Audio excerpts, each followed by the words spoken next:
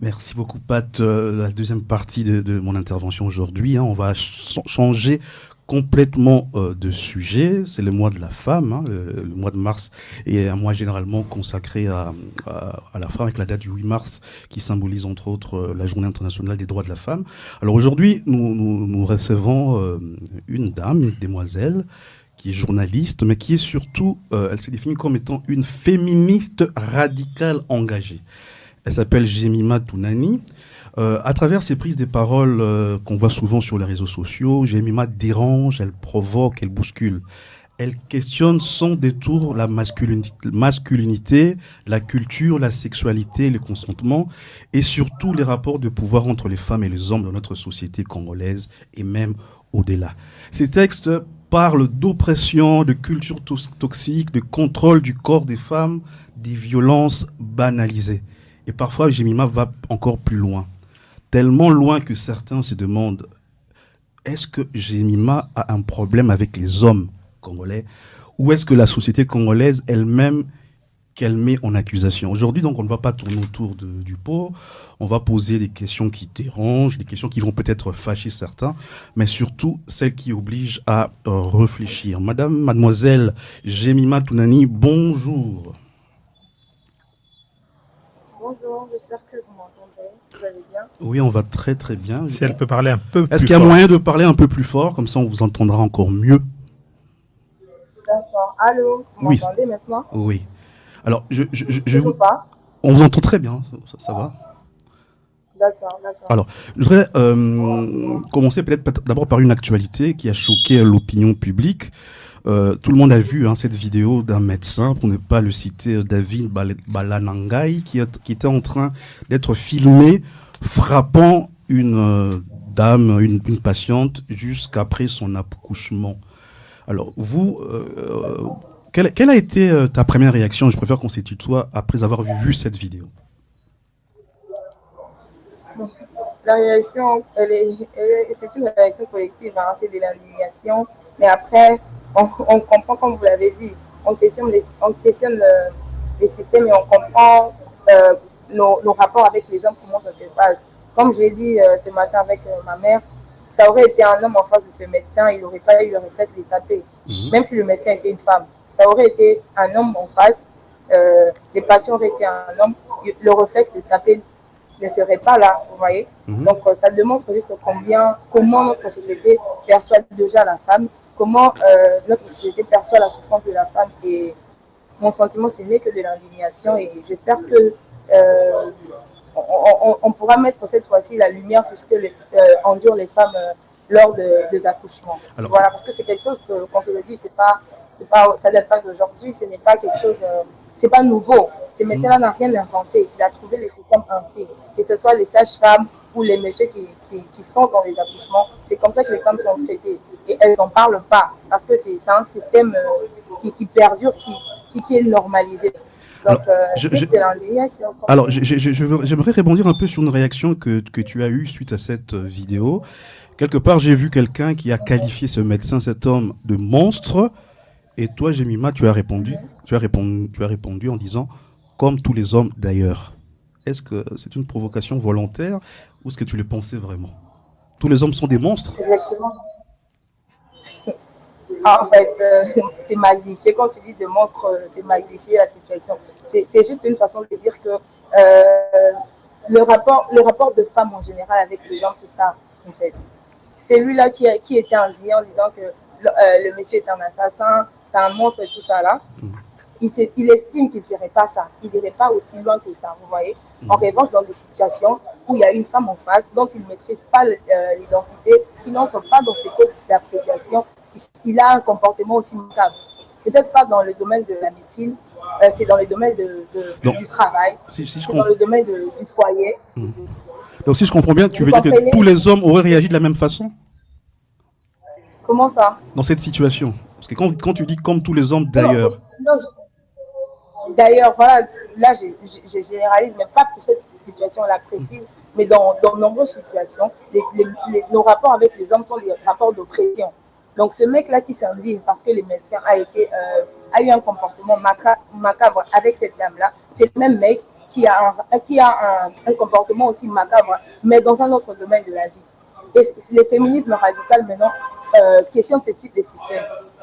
Vous voyez où je veux en venir, j'espère. Est-ce que, on aurait peut-être dû commencer par là. C'est quoi être une féministe radicale engagée et comment toi, Jemima, tu es arrivée à le devenir ou à te définir comme étant une féministe radicale engagée? Parle-nous un peu de toi. Madame Jemima,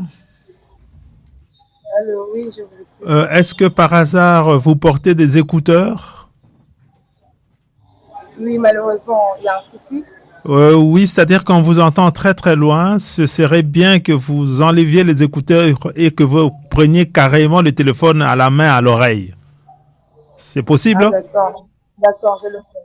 Mhm. Oui, oui, c'est possible. Oui, je suis dans mon lieu de travail. Je voulais vraiment rester concentrée pour pouvoir vous écouter. Donc, j'essaie de l'enlever. D'accord.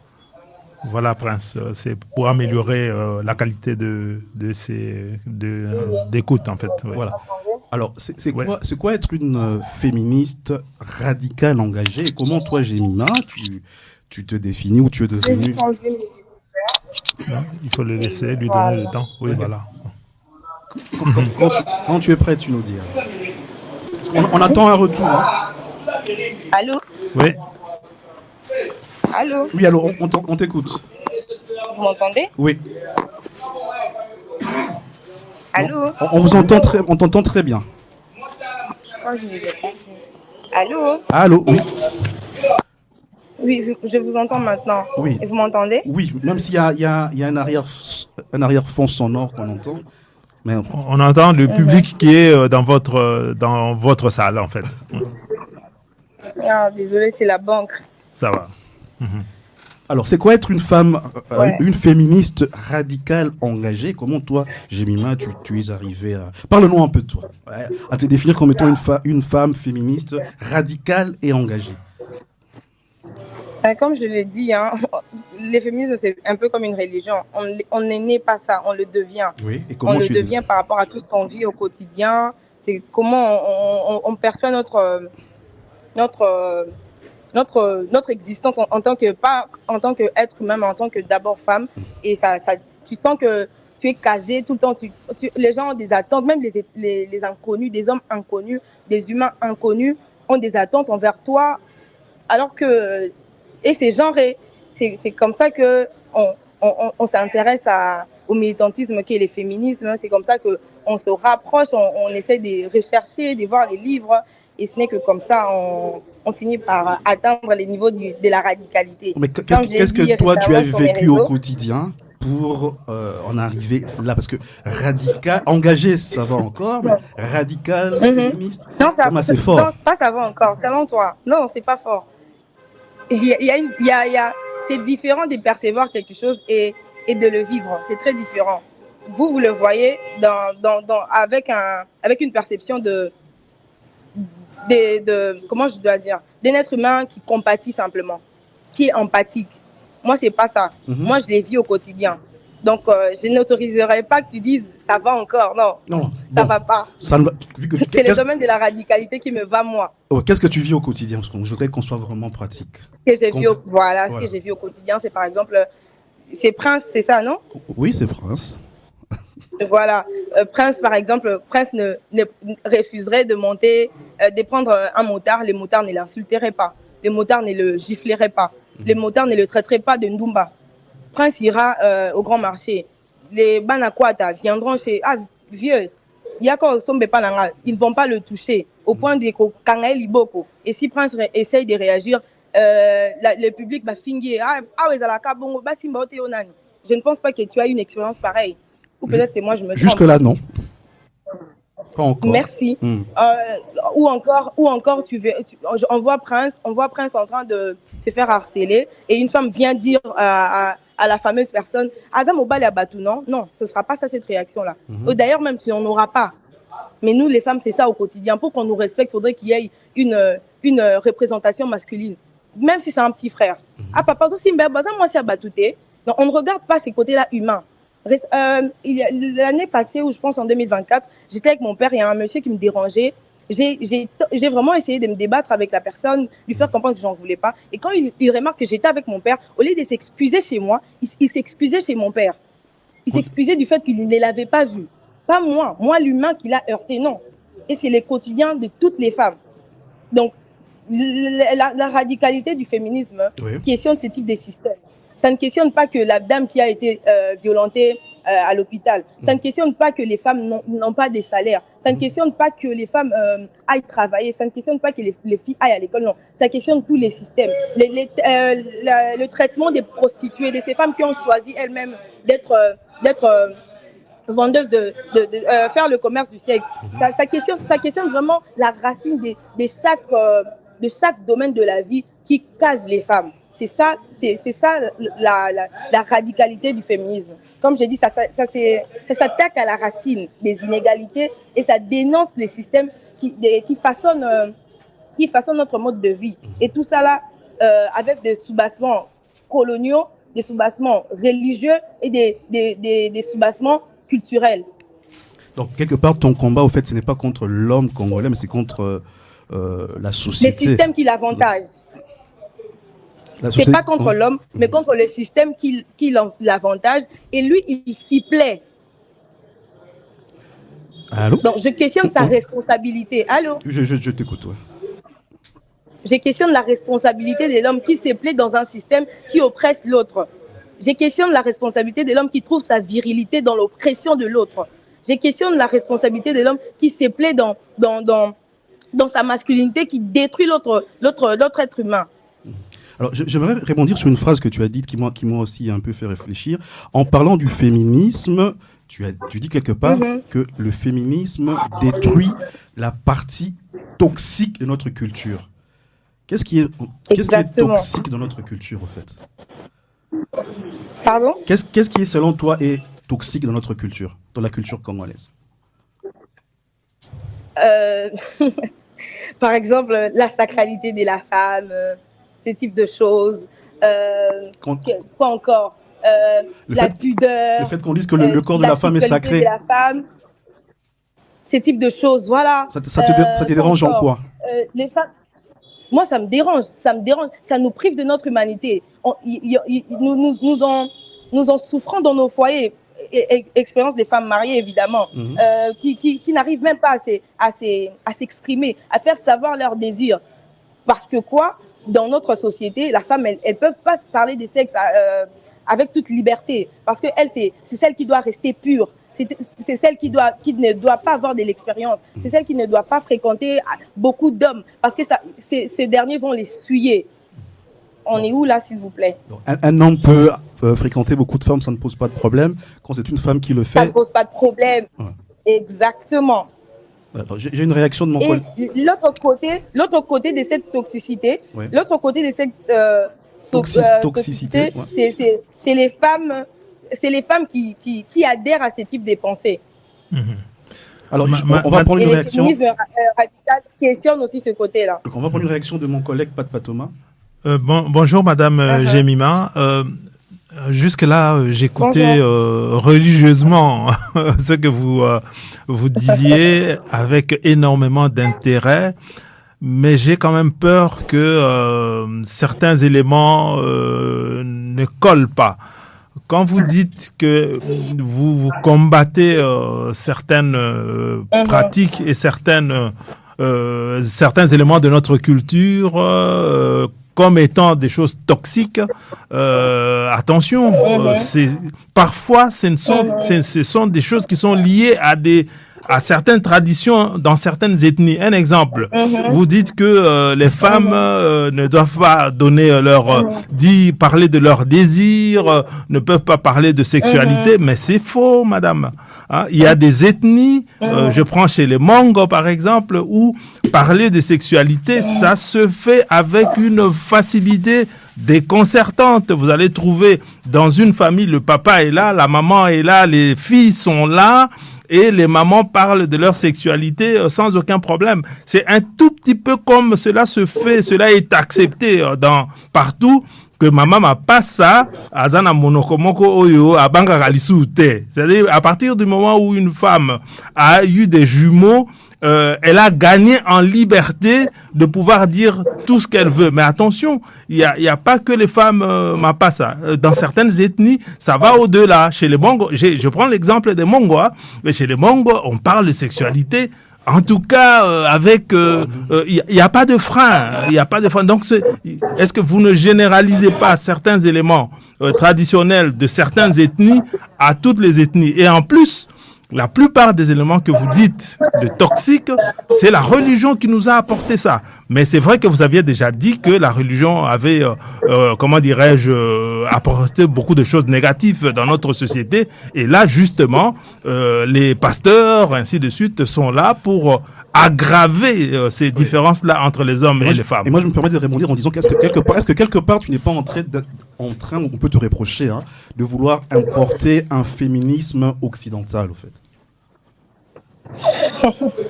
Bon, avant de répondre à votre question, j'aimerais d'abord répondre au monsieur Patou. Pas Thomas. Désolée d'avoir écorché votre nom. Excusez-moi de les dire comme ça. Peut-être que c'est par rapport à l'âge, je ne sais pas trop tempérer mes mots, mais je trouve votre raisonnement très malhonnête. C'est extrêmement malhonnête. Parce que vous et moi savons, ces femmes-là, qui ont cette facilité de la langue facile de parler de sexualité ou de dire des mots ou encore d'être cru dans leur façon de parler de sexualité. Comment la société les perçoit? Ils sont compris peut-être par ceux qu'on appelle les libres d'esprit, mais c'est pas tout le monde. Moi, un père du Bandundu qui a toujours voulu que sa fille aille à l'école et qu'elle apprenne le français, mon père ne me voudrait pas, j'espère que c'est un bon français, ne me voudrait pas me voir traîner avec une dame qui parle facilement des insanités. Non, cette personne-là est perçue comme une personne pas bien pour ma vie, pas assez civilisée, impolie. Et vous le savez. Donc, non, je ne suis pas d'accord. S'il vous plaît. C'est pas grave. Comme vous n'étiez pas d'accord avec moi en disant que tout une partie de ce que je raconte est un peu faux. Non. Moi, par expérience aussi, vu l'entourage où j'ai grandi, je sais que ces personnes-là sont perçues comme des personnes assez pas bien pour la société. Ils ont même les clichés des personnes. Le regard de la société. Et nous savons très bien c'est quoi un cliché. Ça n'a jamais été quelque chose de bien. Ça a toujours été péjoratif. Peut-être ces personnes-là, quand ils en parlent parce que c'est leur langue, ils veulent pas la perdre, le perdre, pardon. Mais les gens le perçoivent comme une impolitesse, comme une mauvaise éducation. Et vous le savez. Donc c'est très malhonnête de dire que le monde ou notre société accepte que les mamans papas soient vulgaires. Non. Il y a une partie des personnes qui peuvent accepter parce qu'ils sont habitués à maman papas, ils sont tout ça là, mais c'est pas tout le monde. Je vais quand même dire quelque chose. Une question des princes. Pardon, avant d'évoluer chez Prince, s'il vous plaît. D'abord, je demande quand même qu'on soit poli entre nous. Ça va permettre d'échanger correctement. Je ne suis pas malhonnête et je n'accepte pas que vous le dites. Bon, revenons maintenant à ce que... Non, je dis votre réaction là, pas vous. Non. Oui, mais attends. Désolé, pas vous. Oui, cette d'accord. réaction là, elle est malhonnête. Elle n'est pas malhonnête. Donc, j'étais en train de dire que c'est aussi un problème lié à la culture, en fait. Vous avez dit que vous êtes de Bandundu. Vous avez dit que vous êtes de Bandundu, votre papa. Chez vous, on ne voit pas les choses comme ça. Mais je dis, si vous allez à l'Équateur, principalement chez les Mongos, le langage est ouvert. Vous voyez, ce que vous pensez être toxique ne l'est pas. Ouais. Donc, si la majorité des Congolais, avec l'influence de la colonisation en particulier et des églises, nous sommes arrivés à cette vision actuelle des choses, mais attention, je dis que dans certaines ethnies, il y a une liberté de parole incroyable. Et donc, il ne faut pas nécessairement généraliser. À part les Mongos, c'est qui? Mais c'est ce que... Il y a qui encore? Mais alors, on ne se comprend pas. Je dis ceci, il y a des ethnies où c'est ouvert. J'ai pas dit que c'est partout. C'est pour ça que je dis, c'est aussi un peu lié à des ethnies. Mais je suis d'accord avec vous que, comment dirais-je, il faut que les femmes, généralement, aient une certaine liberté, qu'on ne leur taxe pas nécessairement des filles légères, ainsi de suite, chaque fois qu'ils ont cette facilité de parler de leur sexualité. Mais encore une fois, c'est aussi une question de culture. La culture, nous pouvons générer, et là je parle de manière générale, la RDC peut générer une connotation culturelle qui nous est propre et qui pourrait ne pas concorder justement à ce que vous appelez le féminisme radical. Parce que c'est très très occidental ce que vous êtes en train de dire.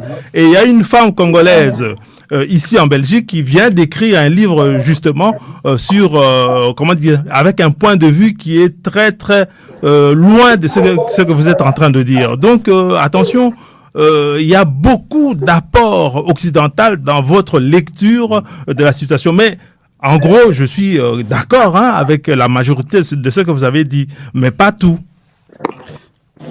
Jemima Tounani. Et ce que vous venez de faire en français, on appelle ça du mansplaining. Vous m'expliquez mieux ce qui est une situation que j'ai vue au quotidien, mais ce n'est pas grave. Je vais rebondir sur la question de Prince qui me demandait que il trouve un peu trop européen mes idées. Déjà que les féminismes européens, je disais, est davantage centré sur l'individualisme.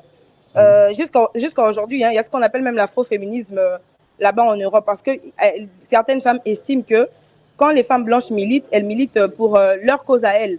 Une fois dans des hautes fonctionnalités, elles oublient carrément qu'il existe des femmes lesbiennes, qu'il existe des femmes noires, racisées, vous voyez. Et comme je disais, le féminisme européen, c'est plus de l'individualisme, l'égalité juridique, entre autres le droit de vote, le droit à l'avortement, le droit à conduire, des choses que si vous êtes assez cultivé, vous saurez qu'en Afrique, on n'a pas eu besoin, en tout cas pour la plupart des cas, de débattre pour ça. Les femmes n'ont pas milité pour ce type de choses. Vous voyez où je veux en venir au moins. Alors que le féminisme africain, lui, c'est un courant déjà qui est riche et divers. Parce que nous avons beaucoup d'ethnies, on a eu beaucoup de civilisations, comment je dois appeler ça, beaucoup d'empires, beaucoup de royaumes. Donc, elle est riche et divers.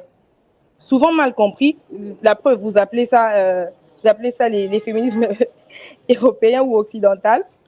Les féminismes africains et zébélés. C'était pas ma question. Je dis, bon, je t'écoute. Non, je parle à Prince. Oui, c'était pas ma question. Moi, je disais, quelque part, est-ce qu'on pourrait pas vous accuser d'importer un féminisme occidental? C'était ça justement, c'est pour ça que je suis en train de t'expliquer que le féminisme occidental, lui, c'est plus individualiste, lié à des droits juridiques. Or, nous, ce n'est pas ça. Pas du tout. Nous, c'est par rapport à nos cultures qu'on questionne, nos réalités sociales qu'on questionne, et justement, entre autres, on vient de parler avec monsieur Patou des oppressions des femmes au quotidien. C'est qui? Monsieur Pat Patouma. Monsieur Pat Patouma. Voilà. Encore une fois, désolé. Les quotidiens des femmes, les oppressions entre notre comment je dois appeler ça? Notre société, Non. Nous mettre au second plat, en fait. C'est cette façon d'invisibiliser notre apport dans la société. Cette façon-là de nous voir comme le sexe, au lieu de nous voir comme un être humain. Vous voyez, nous questionnons ça. Notre féminisme africain voit ces types de choses-là. Les côtés, par exemple, des questions sur la dot, par exemple. Nous, c'est ça. Ce ne sont pas des réalités occidentales, s'il vous plaît. Donc, je vais peut-être rectifier. Tu es féministe.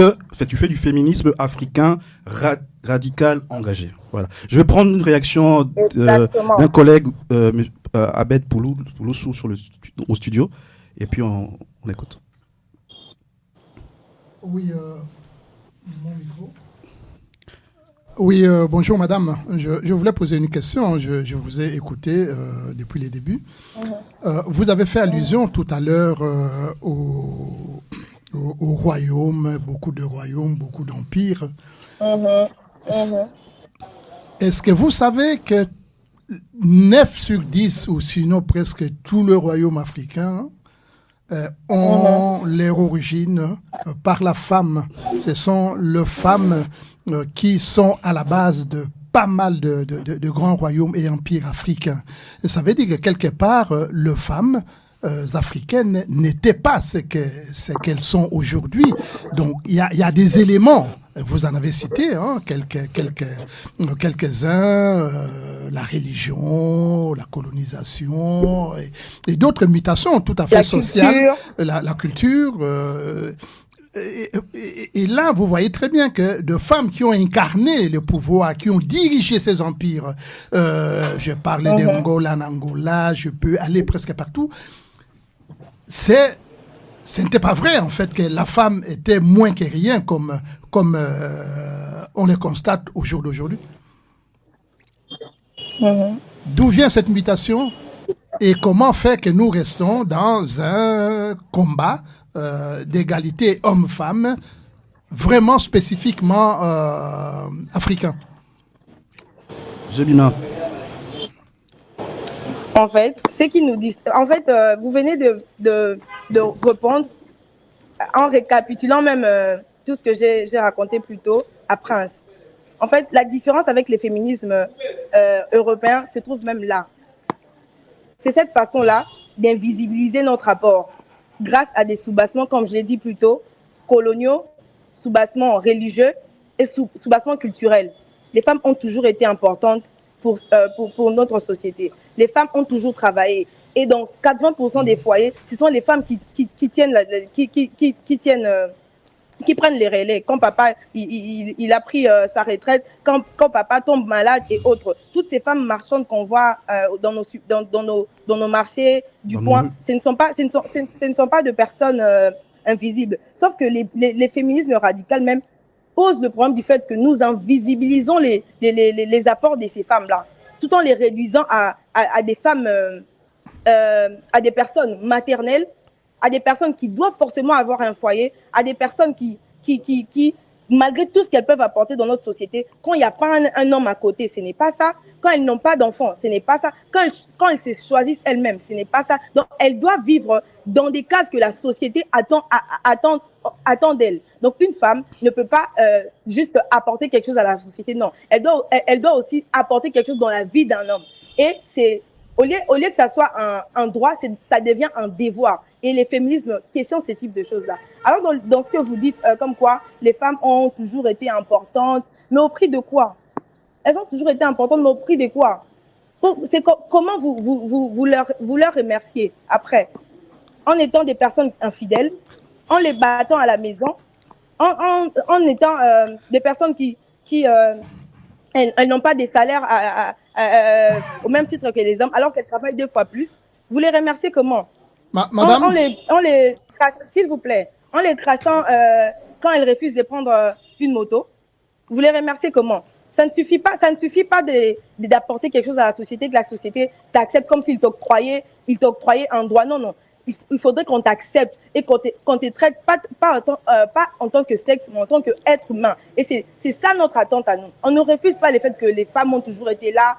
Déjà, il y a des cultures, on dit, matrilinéaires, ça existe. Et ça, on l'a jamais réfuté. Notre façon à nous, c'est les traitements que vous nous donnez après ça, après tout cela. Madame, à aucun moment, moi oui.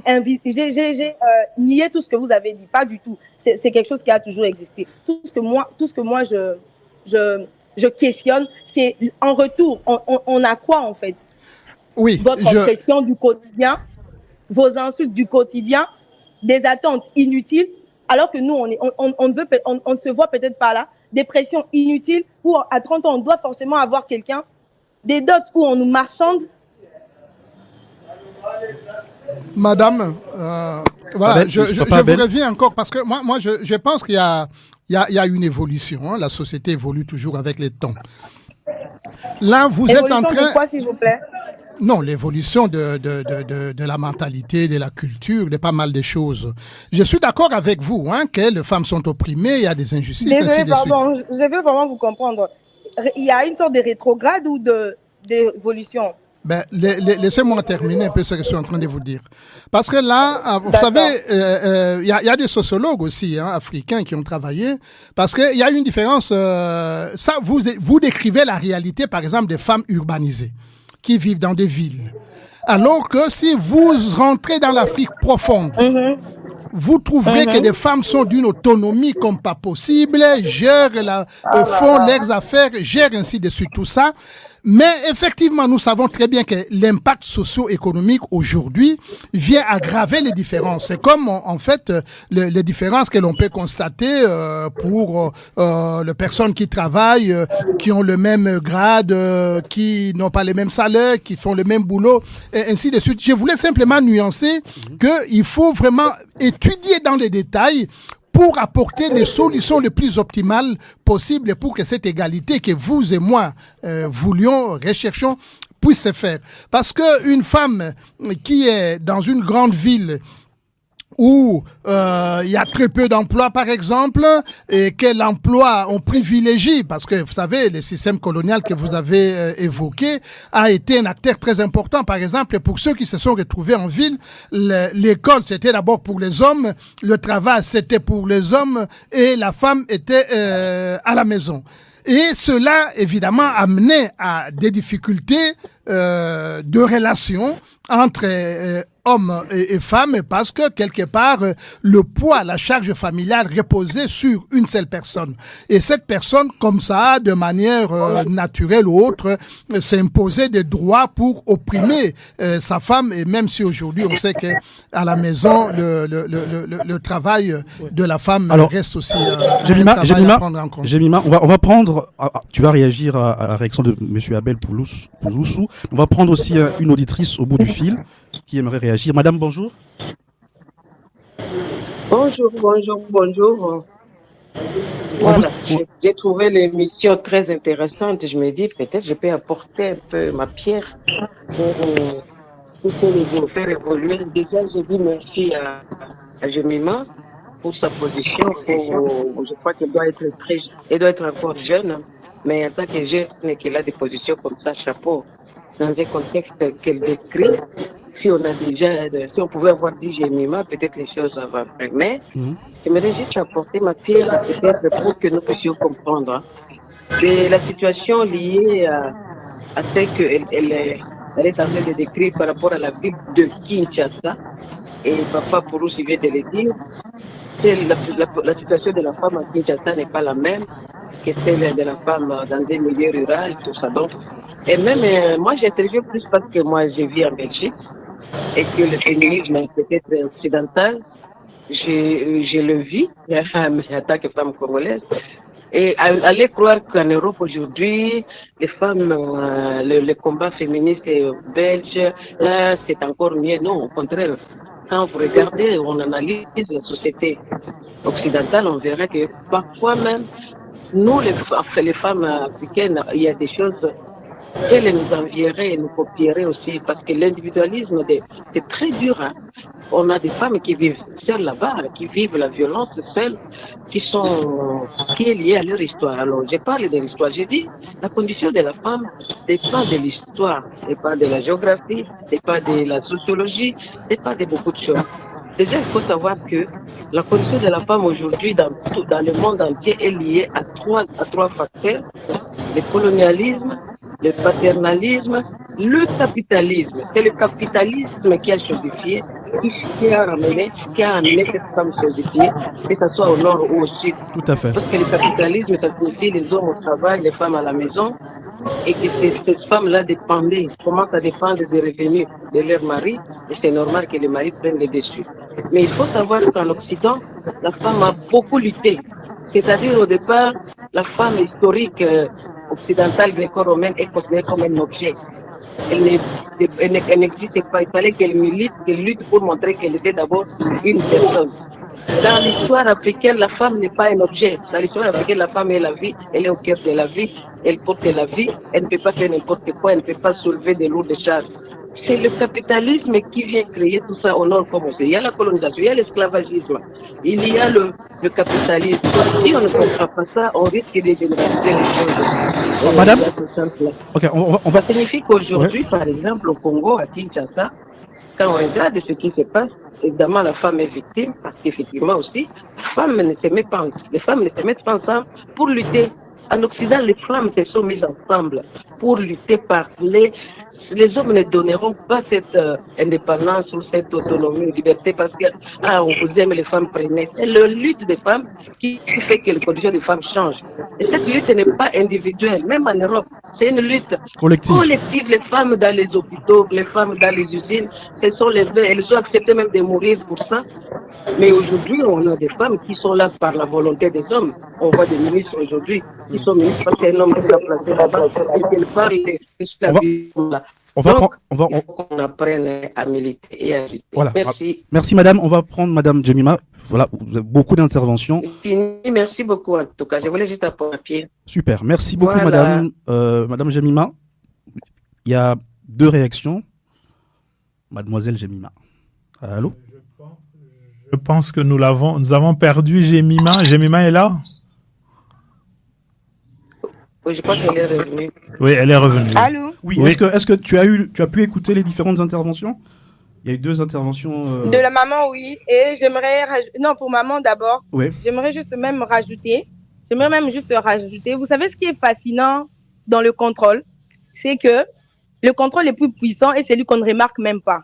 C'est ça qui est fascinant dans le contrôle. Car j'ai dit, par rapport à ce que maman venait de dire à la fin ici, le système est tellement bien déguisé, bien présenté même, comme je l'ai dit plus tôt, religion et concept du sacrifice maternel, que les victimes, qui sont les femmes, sont les plus fidèles ambassadrices de ce système qui est le patriarcat.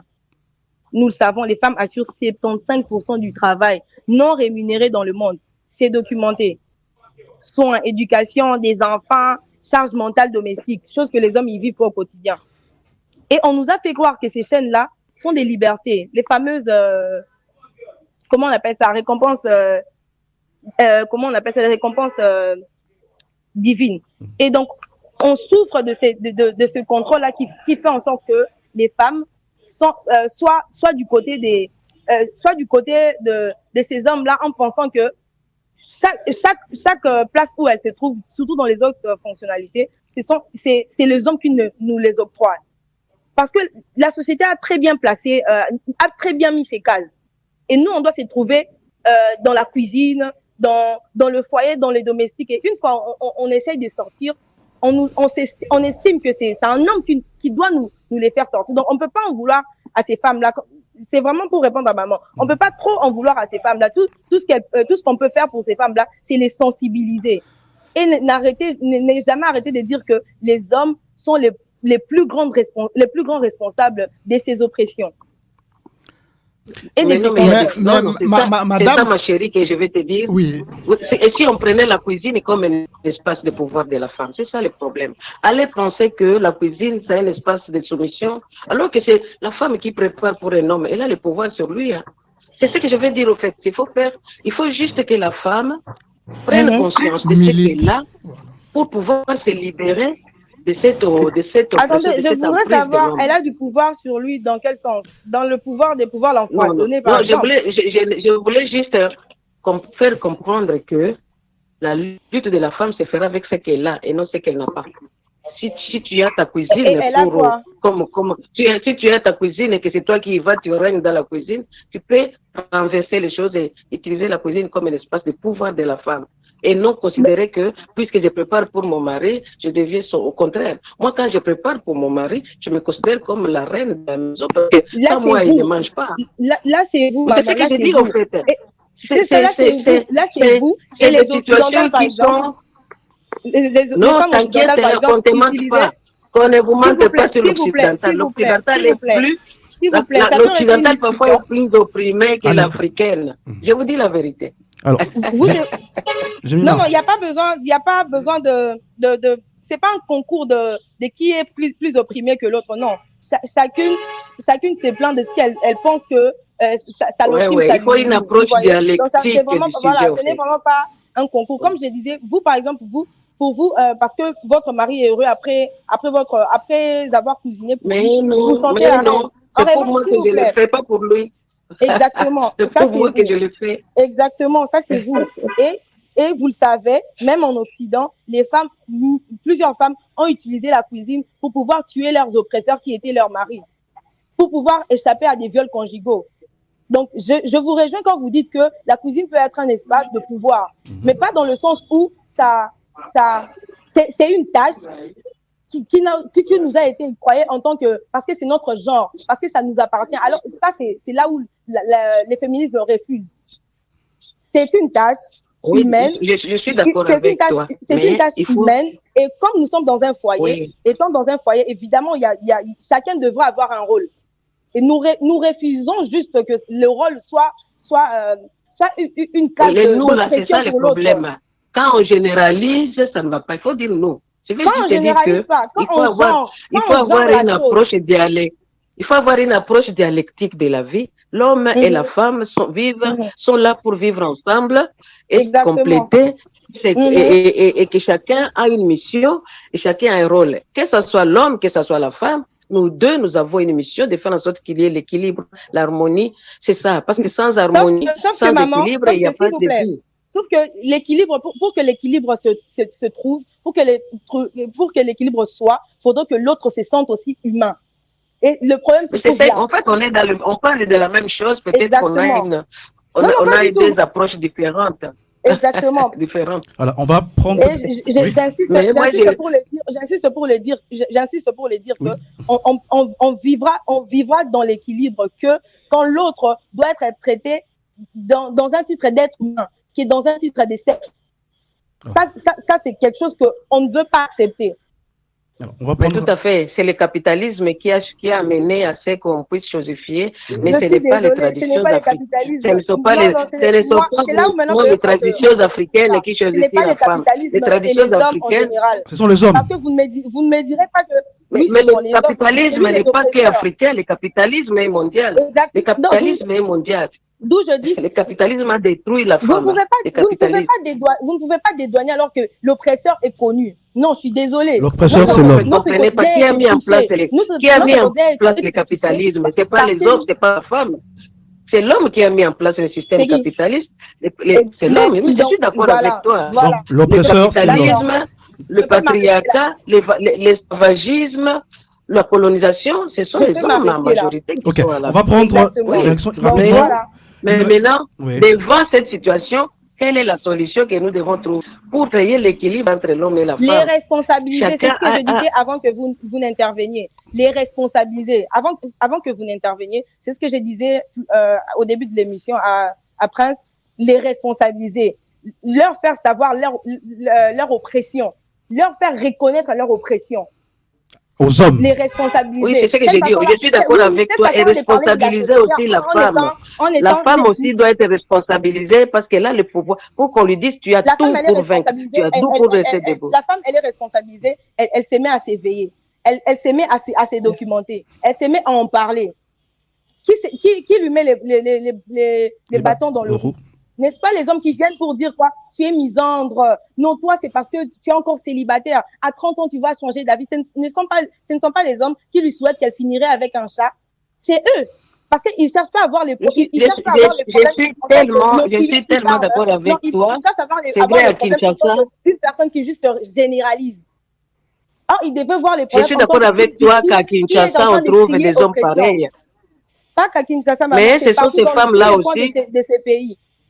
C'est dans tous les coins de ces pays que je vous promets. Ce sont ces hommes-là aussi qui sont des conseillères, ces femmes-là qui sont, quand l'homme se retrouve et dit, l'ami donne conseil, c'est la femme qui donne conseil. Donc c'est ça, ces hommes-là ont besoin des femmes et que les femmes, quand la femme prend conscience qu'elle a aussi le pouvoir sur l'homme, elle peut changer le monde. C'est ce que j'ai voulu dire.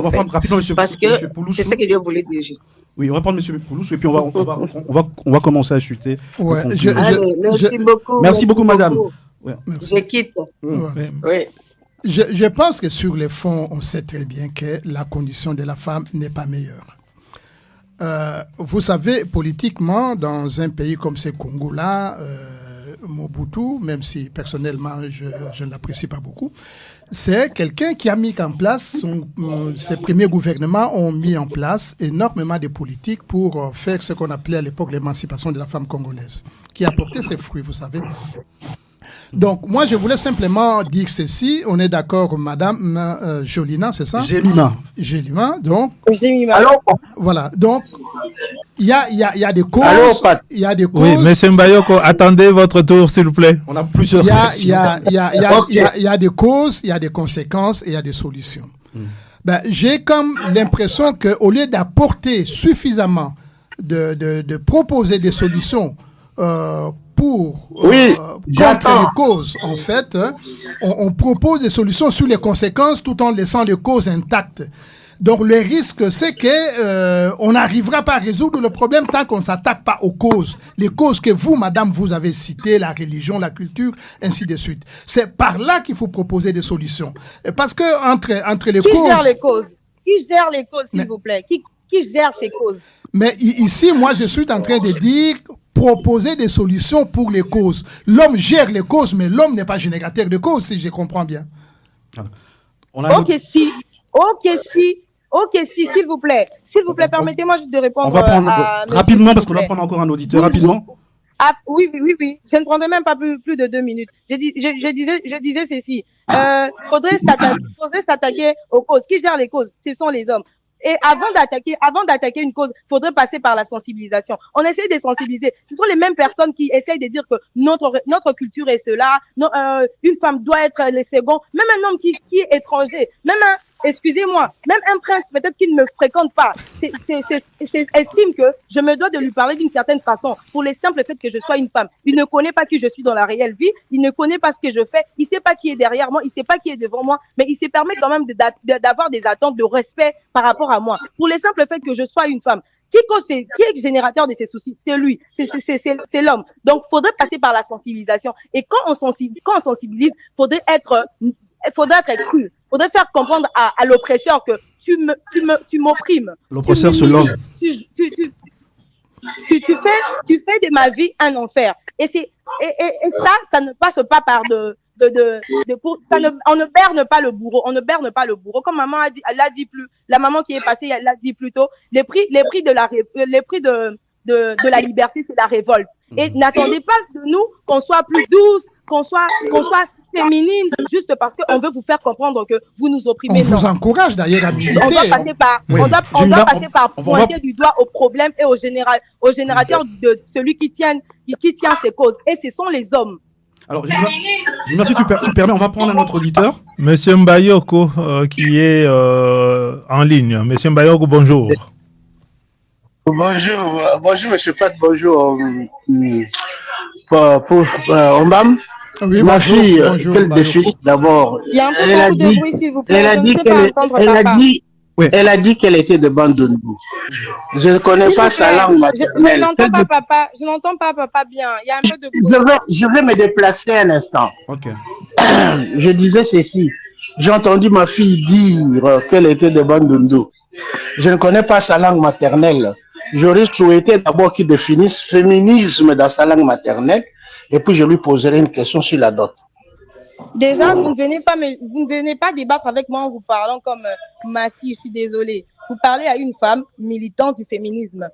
Excusez-moi, je suis peut-être votre fille par rapport à l'âge et par rapport à tout ce qui peut se passer. Je vais changer. Mais là, vous parlez à une personne qui vit les féminismes, qui est engagée dans son activité. Je vais changer le discours.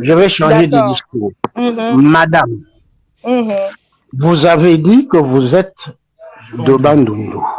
Oui. Je vous pose la question. Vous parlez quelle langue de Bandundu? Et ensuite, je ne parle pas. Un instant. Quand vous aurez répondu à ma question, donnez-moi la définition en tant langue de féminisme. Voilà. Je n'ai pas de réponse dessus. Ok. Voilà. Alors je me tais, je n'ai pas à débattre avec toi. Si au départ vous ne parlez même pas votre langue propre, vous ne connaissez pas, laissez-moi. Mais madame, je ne peux pas. Madame, soyez polie. Un instant. Vous m'avez dit que je n'étais pas. Vous m'avez dit que je n'ai. Vous m'avez dit que vous n'étiez pas ma fille, vous étiez une femme. Dans ce Laissez-moi vous contexte de la parler, vous discussion. poser des questions. Pourquoi vous vous énervez? Laissez-moi qu'on discute, qu'on Je ne dialogue. suis pas énervée. Bon, Je ne suis ouais, pas on énervée. Au vous contraire. écoute. On Bon, vous écoute. écoutez, Ça m'amuse. Oui, Pat, oui, allô? c'est pas nécessaire parce que dans ces conditions-là, ça sert à rien. Céline de Bandundu, elle ne parle même aucune langue de Bandundu. Dans cette langue de Bandundu qu'il en parlait, elle ne sait même pas définir ce que c'est le féminisme. Après, Oh il a là parlé là. il a parlé de la dot. Et puis, elle va dans tous les sens. Ça n'a Tu pas sais de que vous sens. faites, on appelle ça en Discuter. français de la misogynie intériorisée. Cette Oh façon-là là là. de minimiser un apport. Voilà, parce que vous, Je, si vous, je ne vous, minimise. vous- Non, c'est vous exactement, qui. C'est exactement. vous. Cette façon-là Oui. de discréditer mes pensées pour le simple fait que je ne parle pas ma langue. Mais je n'ai Je pas n'ai été au Bandundu, moi. Je suis Non, née et je Elle est, grandie à Kinshasa. Madame Jemima Si est je née et raconte grandie la à Kinshasa. si, Ouais. je vis ici à Kinshasa. Je parle Oui, français ok. et vous débattez avec moi en français. Je parle très bien Oh, lingala. Je sais quand même, je suis, malgré ça, je sais quand même que je suis originaire de Kimpini, des Doué, des Boulungu. Voilà. Je suis informée Ah, dessus. Le jour où voilà. j'aurai l'occasion Voilà. pour y aller, Je vais maintenant. Donc Oui, vous Je venez suis très. discréditer mon discours en tant Je suis. qu'activiste féministe et vous vous permettez de me dire que je dois avoir du Je respect. suis. Donc Je suis. cette fois-ci, cette fois-ci, c'est moi qui clôt les débats avec vous et je me remets aux journalistes. Ok. Bonne journée. Je suis très heureux d'apprendre. Je suis très heureux d'apprendre qu'il est de Douai. Et s'il est de Douai, je vais lui dire qui sont les gens de Douai. Ce sont les Yansi Mputu. Yansi qu'on appelle Mputu. Et parmi les Yansi, vous avez madame qui est un grand journaliste à Kinshasa, Kimuntu. Vous avez un autre journaliste qui est ici qui s'appelle Nkwebe Kipele. Une autre Alors, gardienne du comme elle patriarcat. clôt, comme elle a, voilà, elle répond. Elle a clos, comme elle a clos la conversation avec moi, je donne une référence à ces deux journalistes. L'une est femme, l'autre est homme, qui peuvent maintenant répondre à ce que c'est, comment les Yansi parlent de féminisme, ou comment les Yansi parlent de d'autres. Et là, je n'ai pas à débattre maintenant avec elle. Merci et continuez les débats. Alors on revient vers Jemima. Et ben c'est assez chaud. Mais c'est ça le débat, c'est ça l'échange, hein, c'est ça la discussion. Ouais, c'est ça l'échange. Alors j'aimerais quand même aborder un autre point que parce que moi je te lis souvent, je vois un peu ce que tu écris, tu publies. Quelque part, je veux que tu parlais de panique morale pour pousser les femmes à chercher un homme. Pourquoi la femme, vous parlez des femmes autonomes, pourquoi est-ce que la femme autonome ferait-elle peur dans notre société? Ben, évidemment, vous êtes rien sans nous, excusez-moi de les dire comme ça. Nous sommes Excusez-moi, vous êtes rien sans les femmes. Les hommes sont rien sans les femmes. Et c'est connu, vous le savez. Sinon, il y aurait eu longtemps que vous aurez même banni cette culture de la dot. Vous aurez même beaucoup d'hommes n'auraient pas cédé à cette pression aujourd'hui de cette culture de demande en mariage. Ils savent ce que les femmes sont avec les hommes. Ils savent qui ils sont sans les femmes. Ils le savent, vous le savez. Mais après, au nom du déni, vous choisissez de projeter vos peurs sur nous. Vous choisissez de projeter vos insécurités sur les femmes. Une femme autonome serait déjà une femme qui choisirait quand elle fera sa descendance. Une femme autonome choisirait avec qui elle finira sa vie. Une femme autonome choisira quoi accepter dans sa vie et quoi n'est pas accepté. Une femme autonome sera en mesure de réaliser ses rêves sans qu'il y ait un être humain et toute sa famille qui attendent quelque chose d'elle. Une femme autonome, c'est ça. Et ça fait peur. Parce que sans la femme, vous n'aurez pas de descendance. Les enfants vos noms. Sans la femme, vous n'aurez pas la paix que vous avez, tout l'espace que vous subissez dans vos bureaux. À la maison, vous n'avez pas des tâches domestiques à faire. Vous avez quelqu'un qui se démerde afin que vous, quand vous êtes à la maison, vous ne faites que manger, vous laver et avoir un peu de sexe et puis dormir. Alors, ça, c'est parce qu'il y a une femme à côté de vous. Sans cela, vous n'en avez pas. Vous n'en pouvez même pas parce que chez vous, on ne vous apprend même pas comment cuisiner pour être autonome. Non, on ne vous l'apprend pas ça à vous. Est-ce que tu ne penses pas quelque part... Donc rien que ces petits détails-là. Est-ce que Ces petits détails-là sont amplement suffisants pour vous faire comprendre que la femme autonome va faire peur. Alors, est-ce que tu ne penses pas que trembler. dans la lutte que tu mènes, ces genres de discours, au lieu de fédérer, ne risquent pas de radicaliser davantage les positions? La lutte pour le droit où les femmes, c'est pas une lutte des hommes contre les femmes. C'est une lutte qu'on devrait mener ensemble. Mais avec un discours un peu radical ou engagé, ou radical, comme tu l'as dit. Ce n'est pas un peu, c'est radical. Radical, comme tu assumes. Est-ce que le risque n'est pas de séparer les genres, que certaines se sentent plutôt attaquées et non dans une démarche de réunir les luttes? Comment faire des hommes, comment comptes-tu faire des hommes des alliés en tenant ces genres de positions radicales? Voilà. En tout cas, dans un pays où on voit clairement comment même les femmes défendent un médecin qui bat une femme sous le coup de la douleur, nous sommes encore au niveau de la sensibilisation. Et personnellement, tu vas vraiment m'excuser d'être aussi cru. Personnellement, je ne pense pas qu'on a encore besoin, on a encore besoin des hommes comme des alliés. Tout ce qu'on a besoin, c'est que les femmes se rendent compte de quel climat elles vivent, dans quel climat elles vivent et comment sont de faire. En tout cas, moi, personnellement, je ne parle pas pour le compte de toutes les féministes du monde. Et je ne dis pas que les féministes, les féministes sont toujours les femmes. Il y a aussi des hommes féministes. Et je ne dis pas que tous les actes féminins sont féministes, pas du tout. Mais juste que j'estime que pour l'instant, on n'a vraiment pas encore besoin des hommes comme des alliés. Non, pas du tout. On a juste besoin des femmes qui peuvent sensibiliser autour d'elles, qui peuvent parler autour d'elles, qui peuvent mettre les hommes face à leurs faits. Et si les hommes peuvent de leur façon se sentir alliés, tout ce qu'ils peuvent faire, c'est de chercher à questionner autour d'eux, les hommes autour d'eux aussi. Alors, est-ce que ce serait ton mot de la fin? Non, ce ne serait pas mon mot de la fin. Voilà. Si vous avez d'autres questions d'abord. Non, on va conclure. On a un peu débordé le temps qui nous était accordé. Donc, je voudrais savoir ton mot de la fin, comme ça. D'accord. Déjà, il faudrait savoir ce qui s'est passé. Un instant. Madame Jemima. Un instant, Jemima.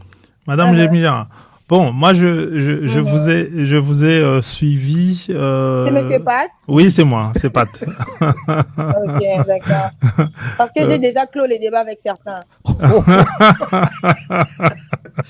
Certains hommes. Non, il faut pas clore les débats avant que vous n'ayez débattu. C'est un peu ça le problème. Je pense qu'il faut d'abord accepter. On ne dépense pas en énergie face à des personnes novices. Attention. C'est vraiment une perte de temps et d'énergie. Non, pas du tout, parce que là, moi, j'ai plutôt perçu votre position pas comme une féministe radicale, mais plutôt comme un homme, une femme anti-homme, une lutte contre les hommes. La misandrie. Ouais. Donc, la misandrie. Oui, justement. Excusez-moi, peut-être vous allez poursuivre, mais pour moi, c'est un compliment. Poursuivez.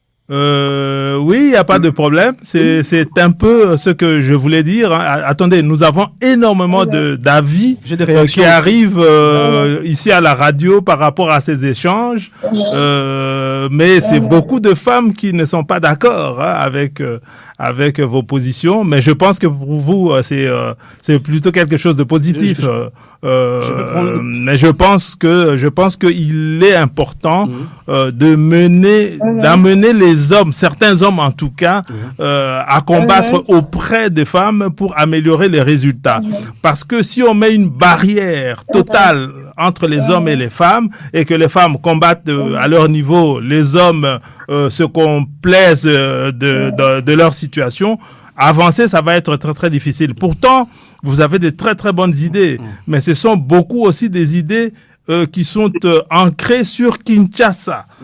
J'ai perçu quand même que vous ne connaissez pas suffisamment. Pardon? C'est où je vis. Je ne veux pas. Oui, c'est ce que je dis, C'est ce que je dis. Je ne veux pas contrôler tout Kinshasa. Oui, mais ce que je peux faire, c'est au niveau de ma maison. Ben justement. Et là, je peux maintenant apporter ce que j'ai pu faire et le ramener peut-être dans 2, 3, 4 contrées où. Oui, Madame Jemima. Madame Jemima, c'est ce qu'il faut justement que vous dites, que ce que je dis, c'est ce que je vis à Kinshasa, mais ce n'est pas ce qui est vrai. Par exemple, moi, je voudrais donner l'exemple de Mbandaka ou de chez les Yansi. dit au Bandundu. Vous ne pouvez pas parler en leur nom, vous ne pouvez pas parler au nom des Mongo parce que vous parlez beaucoup de ce que vous vivez à Kinshasa. Et nous savons que Kinshasa, c'est une ville extraordinaire, hein, et qui crée des modes de vie tout simplement que, comment dirais-je, même nous-mêmes qui avons grandi à Kinshasa, on ne reconnaît plus Kinshasa. Kinshasa, c'est vraiment terrible. Mais à partir de Kinshasa, on ne peut pas dire tous les hommes congolais sont comme ça. Ce n'est pas vrai du tout. Je pense que nous avons encore...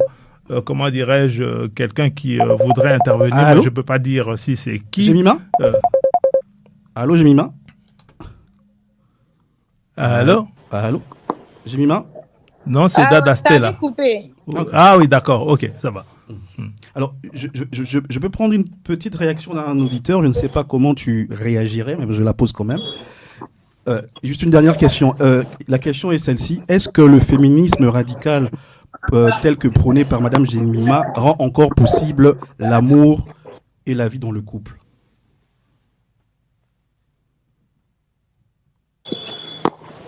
Allô, je vous écoute.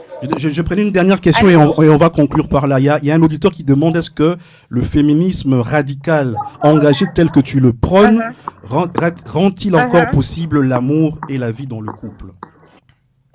Et là, après... c'est l'inquiétude des hommes, vous voyez. Donc les hommes, pour eux, quand ils voient une femme réfléchir, ce qui est en danger, c'est leur cocon familial, c'est leur foyer, leur futur foyer, leur petit cœur endommagé. Ah Seigneur, vous allez permettre... on va conclure par là. Voilà. Attendez. Allô? Oui, on t'entend et on va conclure par là. Ouais, je vais conclure en disant que comme... c'était qui Thomas Sankara a toujours mis l'impérialisme et le féminisme dans un même sac, dans un même niveau en fait.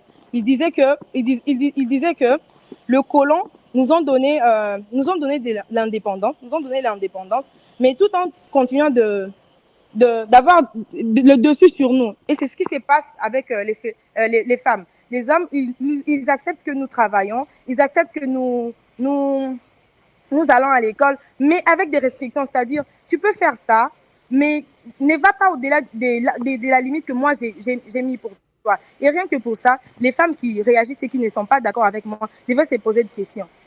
Pourquoi leur vie devrait tourner autour des êtres humains? Sans ces êtres humains, si ces êtres humains-là n'existent pas, comment on les appellerait? Ce sont des questions qu'elles doivent se poser au quotidien. Pourquoi quand elle refuse un motard, on doit la taper alors que un autre être humain, homme, on ne peut pas le taper? Et ce sont des questions qu'elles doivent se poser au quotidien. Et ce n'est qu'ainsi, elles peuvent voir elles peuvent percevoir notre vie à Kinshasa comme j'essaie de le voir. Donc merci. Alors en tout cas, Merveille, Jemima, oui, tiens, Merveille, c'est ton surnom sur les réseaux sociaux. Jemima Tounani, tes propos dérangent, on l'a vu clairement. Ils choquent parfois et souvent ils divisent, mais ils ont quand même un mérite essentiel, celui de forcer le débat. Et peut-être que la vraie question n'est pas de savoir si l'on est d'accord ou pas avec toi, mais plutôt est-ce que nous sommes prêts à regarder en face ce que votre discours révèle de notre société. Merci en tout cas d'avoir accepté ces échanges, qui étaient des échanges sans filtre. Et à tous les auditeurs, je dirais que le débat continue. C'est moi, je vous remercie. Surtout que j'ai accepté de débattre avec les hommes. Je ne débat pas féminisme avec les hommes, d'habitude. Il y a une femme qui est quand même intervenue. Donc, voilà. Il y a beaucoup de femmes aussi qui il y a une seule femme qui a intervenu. Non, il y a beaucoup de réactions qui nous arrivent ici à la radio, mais on ne peut pas toutes les donner. Voilà. J'aurais voulu qu'elles aient la voix. Ce ne sont que les hommes qui ont voulu me contredire, me donner l'angle de la vie, comment eux ils voient la vie. Et c'est, comme je l'ai dit plus tôt au début de la conversation, c'est très différent d'être victime au quotidien et c'est lui qui veut juste être empathique. C'est très différent. Merci beaucoup. Ah, mais c'est très intéressant la toute dernière intervention de Jemima. Parmi les personnes que nous avons, dont nous avons reçu des réactions, il y a une femme congolaise qui dit mais c'est pas possible, je n'accepte pas son discours. Il y a une autre femme aussi, mais qui n'est pas congolaise, qui est belge, qui dit mais elle est hystérique. Voilà, donc ce sont des femmes qui ont réagi comme ça par rapport à votre discours. Il n'y a pas que les hommes. Hein, Non, ne vous inquiétez pas. Ce sont des choses. Non, ne vous inquiétez pas. Ce sont des choses que je reçois au quotidien. Vous savez que quand Lumumba faisait pression afin que les colons partent, il y avait des parents dont les enfants étaient civilisés et qui apprenaient les Français et les Flamands étaient contre. Vous le savez au moins, non? Pourquoi? Parce qu'ils voyaient leurs avantages. On les appelait même des nègres des maisons. Donc ces parents-là tiraient des avantages par rapport aux colons. Et ces femmes-là, je le comprends. C'est pas du jour au lendemain on vient te dire que tu dois arrêter d'apprendre à cuisiner chez toi, chercher aussi à aller à l'école et être autonome dans la vie. C'est très difficile. C'est vraiment difficile de se dire que je dois arrêter d'être dépendante d'un être humain, d'être parasite. Et on me demande d'aller aussi chercher ma part. C'est très difficile. Comme il y en a des femmes aussi qui sont contre la séparation des biens. Pour elles, ce n'est pas les aimer. Elles veulent la communauté des biens. Vous trouvez quelqu'un avec ses biens, mais vous voulez prendre dessus. Tout ça, ce sont les avantages du patriarcat. Et croyez-moi, c'est pas tout le monde qui veut s'en défaire. Merci Je beaucoup. crois même pas nous, les féministes. Jemima Tounani, journaliste, mais surtout féministe, africaine, radicale, engagée. Merci, à la prochaine. Bye bye. À la prochaine. Mais vous avez oublié une casquette. Laquelle? Laquelle? Mokondi Bacheri. Ah, Mokondi Bacheri. Ok. Voilà. Ah, Bacheri Mibali. Ok. Je veux de Mokondi Bacheri. Mokondi Mibali. Bye bye.